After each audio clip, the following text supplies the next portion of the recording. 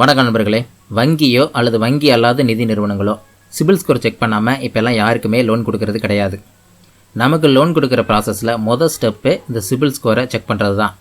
இந்த சிபில் ஸ்கோர் சம்மந்தமாக பொதுமக்களுக்கு எந்த வெளிப்படைத்தன்மையும் இதுவரையும் இல்லாமல் தான் இருந்து வந்துக்கிட்டு இருக்கு.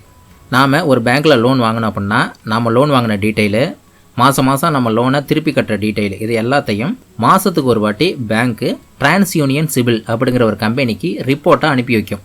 இந்த டிரான்ஸ்யூனியன் சிபில் அப்படிங்கிற கம்பெனி தான் நம்மளுடைய ரிப்போர்ட்டெல்லாம் மெயின்டைன் பண்ணோம். அந்த கம்பெனி கொடுக்குற ஒரு ஸ்கோர் தான் சிபில் ஸ்கோர். இந்த டிரான்ஸ்யூனியன் சிபில் அப்படிங்கிற கம்பெனி நமக்கு எப்படி ஸ்கோர் போடுது அப்படிங்கிறது ஒரு வெளிப்படைத்தன்மை இல்லாமல் தான் இருந்து வந்துகிட்டு இருக்கு.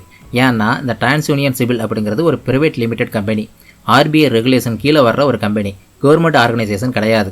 அதனால ஒரு வெளிப்படைத்தன்மை இல்லாமல் இது வரைக்கும் இருந்து வந்துட்டு தான் இருக்குது. நமக்கு லோன் கிடைக்குமா கிடைக்காதா அப்படிங்கிறத டிட்டர்மின் பண்ணுறதே இந்த சிபில் ஸ்கோர் தான். அப்படி இருக்கிறப்ப இது சம்மந்தமான எந்த லேட்டஸ்ட் நியூஸ் வந்தாலும் நம்ம அதை கண்டிப்பாக தெரிஞ்சு வச்சுக்கணும்.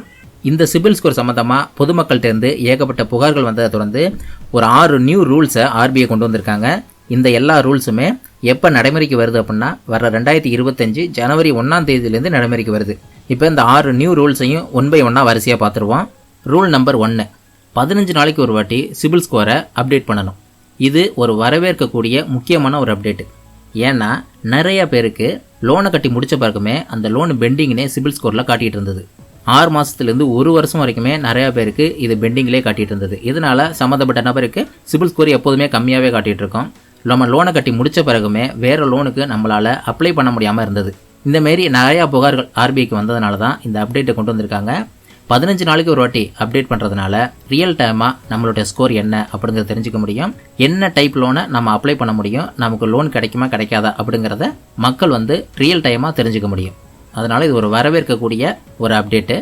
ரூல் நம்பர் 2, ஒரு வங்கியோ வங்கி அல்லாத நிதி நிறுவனமோ ஒரு நபருடைய சிபில் ஸ்கோரை செக் பண்ணுறாங்க அப்படின்னா அது சம்மந்தமான தகவலை தொடர்புடைய நபருக்கு இமெயில் அல்லது எஸ்எம்எஸ் மூலமாக தகவல் தெரிவிக்கணும். சம்மந்தப்பட்ட நபருக்கு தெரியாமையே அவரோட சிபில் ஸ்கோரை பேங்க் செக் பண்ணி அவருக்கு லோன் எலிஜிபிள் ஒருவேளை இருந்துச்சுன்னா அவருக்கு லோன் வேணுமா அப்படின்னு கேட்டு அன்வான்ட் கால்ஸ் எல்லாம் வருது. இப்படின்னு நிறையா புகார் ஆர்பிஐக்கு வந்ததை தொடர்ந்து தான் இந்த அப்டேட்டை கொண்டு வந்திருக்காங்க. இதுவும் ஒரு நல்ல அப்டேட் தான். ரூல் நம்பர் 3, ஒருத்தருக்கு லோனை ரிஜெக்ட் பண்ணுறாங்க அப்படின்னா பேங்க்கோ அல்லது பேங்க் இல்லாத நிதி நிறுவனமோ என்ன காரணத்தினால இந்த லோனை ரிஜெக்ட் பண்ணுறோம் அப்படிங்கிறத கஸ்டமருக்கு தெரிவிக்கணும். இப்படி தகவல் தெரிவிக்கிறதுனால சம்மந்தப்பட்ட நபர் எந்த காரணத்தினால நமக்கு லோனு ரிஜெக்ட் ஆகிருக்கு அப்படிங்கிறத தெரிஞ்சுக்க முடியும். அதை அவர் சரி செஞ்சுக்கிறதுக்கு ஒரு வாய்ப்பு கொடுக்குற மாதிரி இருக்கும். அதுக்காக தான் இந்த ரூல்ஸ் கொண்டு வந்திருக்காங்க. ரூல் நம்பர் 4, வங்கியோ அல்லது வங்கி அல்லாத நிதி நிறுவனங்களோ அவங்களோட கஸ்டமருக்கு வருஷத்துக்கு ஒரு வாட்டி ஃப்ரீயாக ஃபுல் சிபில் ரிப்போர்ட்டை கொடுக்கணும். இதுக்காக பேங்க்கோட வெப்சைட்டில் ஒரு லிங்க் கொடுத்துடணும். அது மூலமாக கஸ்டமர் அவங்களோட ரிப்போர்ட்டை டவுன்லோட் பண்ணி எடுத்துக்கலாம். ரூல் நம்பர் 5, ஒரு நபர் கடனை கட்ட முடியாமல் போயிட்டாருன்னா அவர் டிஃபால்ட் ஆகிட்டாரு அப்படிங்கிற தகவலை இந்த சிபில் கம்பெனிக்கு பேங்க்கு கொடுக்கும். அப்படி கொடுக்கறதுக்கு முன்னாடி சம்மந்தப்பட்ட நபருக்கு தகவல் கொடுக்கணும் அப்படிங்கிறதா இந்த ரூலு.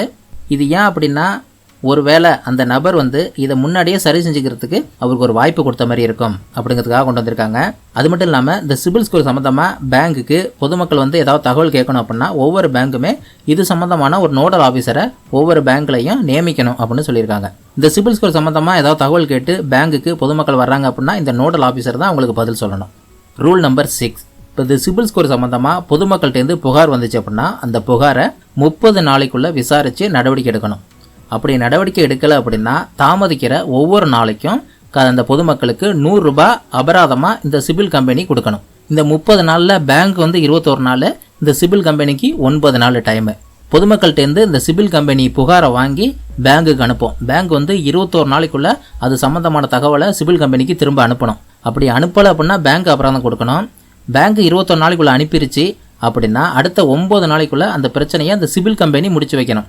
இப்போ 9 நாளைக்குள்ளே இந்த சிபில் கம்பெனி முடிச்சு வைக்கலன்னா இந்த அபராதத்தை சிபில் கம்பெனி தான் கொடுக்கணும். யாருக்காவது சிபில் ஸ்கோர் சம்மந்தமாக புகார் இருக்குது அப்படின்னா இந்த டிரான்ஸ்யூனியன் சிபில் அப்படிங்கிற கம்பெனியோட வெப்சைட்டுக்கு போய் நமக்கு ஒரு லாகின் கிரியேட் பண்ணிவிட்டு நம்மளோட கம்ப்ளைண்ட்டை லாட்ஜ் பண்ணலாம். அதுக்கான லிங்க்கை நான் டிஸ்கிரிப்ஷனில் கொடுத்துருக்கிறேன், நீங்கள் யூஸ் பண்ணி பார்த்துக்கோங்க. அவ்வளோதான் நண்பர்களே, இந்த சிபில் ஸ்கோர் சம்மந்தமாக வந்திருக்கிற லேட்டஸ்ட் நியூஸு. இதே மாதிரி பர்சனல் ஃபைனான்ஸ் சம்மந்தப்பட்ட அடுத்த வீடியோவில் சந்திப்போம். நன்றி, வணக்கம்.